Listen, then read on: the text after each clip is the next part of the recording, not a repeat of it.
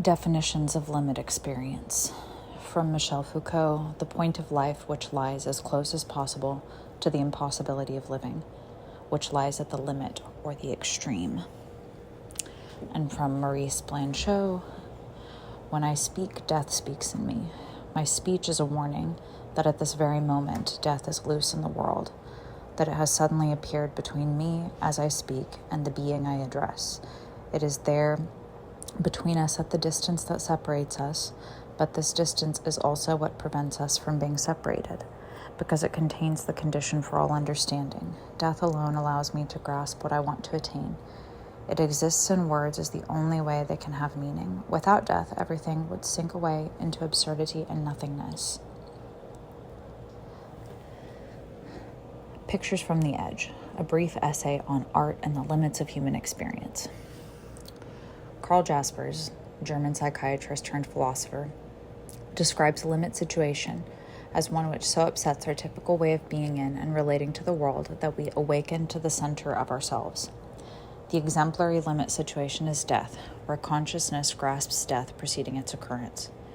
The idea of the limit situation could be taken as the cliché in which a person suddenly finds purpose in life following some sort of intense difficulty. And maybe that's what it is. That's why I'm interested in it. My Limit Experience project is an exploration of the area around limit situations following their impact. I've asked participating artists to submit work that feels challenging or limit testing, with the idea that we can work backwards from formal analysis to the circumstances under which the work was made. As we move from the art object to the mental experience of the artist, we may discover limit experiences as described by Karl Jaspers and others or not.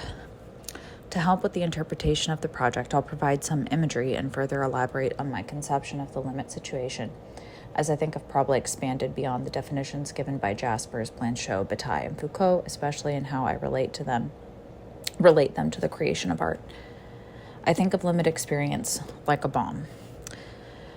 They go off in a person's life, obliterating all the previously constituted things of importance, including ideologies, identity, material possessions, and their meaning or value to the person. When I make art whose contents is limit experiential, I stop time and travel backwards in it.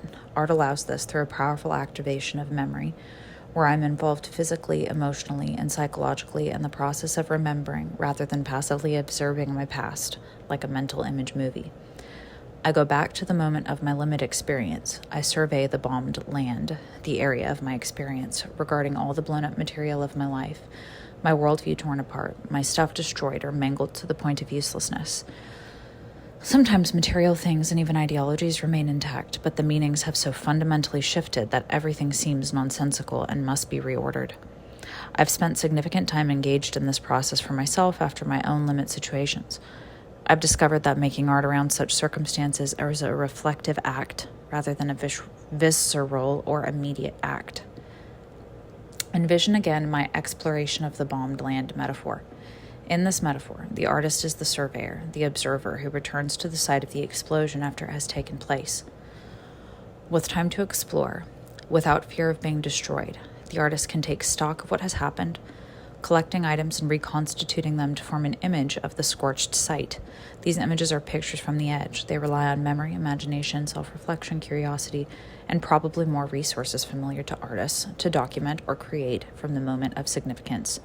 If this is how artists use limit experience, then it is unlikely that art would ever be made during a limit experience. Art is fundamentally slower, thought-based, reflective, receptive. It is impossible for art to take place without the artist's conscious knowledge that it is taking place, while a limit experience can only occur when an artist or person is totally unaware that it is coming. It happens beyond our consciousness. Art made around limit situations, I hypothesize, is more likely to be painting, drawing, writing, and other forms that allow a person to be secluded and safe in private thought while they produce. This thought deserves its own essay, which I'll likely write as part of this project. I think the personal insight gained from limit situations and art communicated from them might be more politically and socially powerful than work separated from personal experience that professes to address such problems, and here's why. I started this project because I believe in the special potency of the insight gained from limit situations. This insight ignites a desire for change, for love, for the highest realization of human life. It mobilizes the best form of the fuck it mentality, freeing me from my weak wish to please others by contextualizing that wish. Such insight helps me to remain aware of the relative importance of art-related investments, of time, energy, and most significantly, fealty to others' interests and ideologies, and put them in their place, where the above-described passion is always in the primary slot. Some might argue that such experience and the work made from it is overly personal or subjective, functioning like art therapy rather than serious art, but I disagree. I think devastating personal events and the realizations that follow them must guide artistic contemplations of ethics. Furthermore, I think they must continue to affect the mind of the creator after they have occurred, reorienting them to their immediate social and personal circumstances frequently for effective political and social work to take place. If they do not, a type of hypocrisy forms in which personal behavior is ignored and deteriorates, while broad dictates for society are proclaimed to the annoyance of onlookers who see the bad interpersonal habits of moralizing ideologues. I think it is necessary to search for ways of accessing this freedom and passion in a world that increasingly curtails artistic thought from all directions, minimizing the importance of joy, passion, and love in the artistic process, asking artists to brand and overdetermine their practice so that items may be easily sold, systematically destroying complexity and ambiguity through teaching practices that hand predetermined interpretations and theories of art to students without requiring them to do their own thinking, requiring that artists align ideologically to causes without fully understanding their own thoughts, let alone the histories behind the supposedly moral charges they are instructed to take up by their well-meaning mentors, and more. Artists need space to think openly, to think at all, space in which naivety, uncertainty, and otherness is accepted and encouraged, and where there is no authoritative ideology. In fact, art is a special area in the world of the mind because we are less constrained by intellectual convention than disciplines in the sciences or liberal arts, which must adhere to prescribed methods in order to be considered valid. Thank goodness art does not have such standardized methods. I think those who wish it did are misguided. We can't take for granted artists will remember how to access freedom of thought. It is something that has to be cultivated and protected. It is a practice. It is so easy to believe that I have the right ideas, that I am guided by good, to become complacent in thought, especially with the physical ease afforded by our capitalist culture, which reinforces my sense of certainty with rewards of money, food, and entertainment for behaviors that align to state and corporate interests. Though this comfort is less and less certain, it is much more difficult to admit uncertainty and to do the mental work of sitting in and evaluating it, to resist the impulse to deny uncertainty by slapping the nearest explanation onto my discomfort.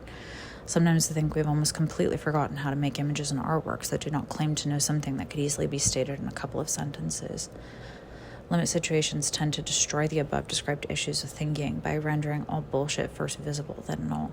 They offer a path to open-mindedness by obliterating the possibility of deluding myself with capitalist comforts, ideologies, or pleasingly final explanations of how art and meaning function in the world. They create the conditions necessary for open-mindedness. Open-mindedness requires the acceptance of the unknown and a knowledge that beyond a certain point you will experience it. It requires acceptance of the fear that precedes experience of the unknown. It requires willingness to allow others to guide thought, so to let go of controlling others' minds, ideas, and behaviors. Open thought produces unexpected outcomes, information that may not be easily understandable or relatable. I may not know. I may be confused. I may be wrong. I will be wrong. I will be confused. I will not know. This is the artistic territory of the limit experience, of pictures from the edge, the gray soup of ambiguity I love to inhabit because it sets me free. Over the next few months, I'll be releasing little zines teasing the work of artists who will be featured in the final iteration of the Limit Experience project.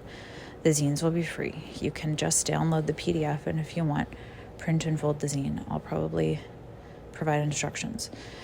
If you want a physical art object, QR codes, links, images, quotes, essays, and interviews will be included in the zines. Eventually, the final thing will be produced, and I will keep everyone posted on that. In the meantime, enjoy the zines and email or message me if you have questions or thoughts.